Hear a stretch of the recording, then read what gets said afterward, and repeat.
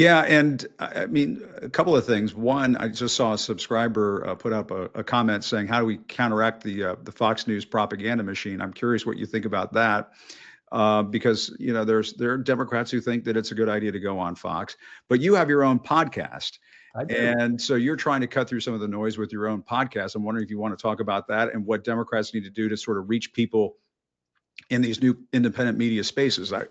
First of all, thank you for coming on. Or maybe Excited I've to. already said it once, but I'll say it again. Thanks for supporting independent media by coming on. But your sense of all that.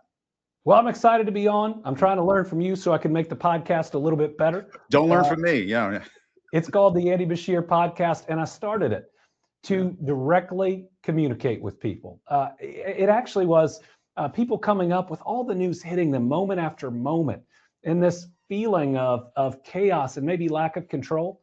And what people said to me was, it feels like the pandemic. It feels like the fear and being unsettled.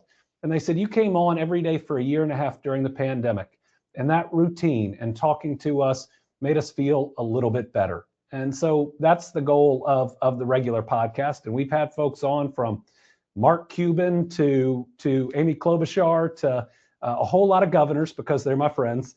But we look forward to helping people get to know them as people, getting directly to the why. But I'll tell you, I'm trying to participate in as many forms of media as we can. I think back to when my dad ran for governor in '07. You had to win the two major newspapers and the nightly news, and there was this new thing called Facebook that had a lot of cat videos on it. Yep. Now, even in what X is in Threads and Blue Sky, All kinds YouTube, of stuff. Yeah. podcasts, but the answer is we just got to do that much more work, and especially try to reach people on platforms that maybe aren't directly political,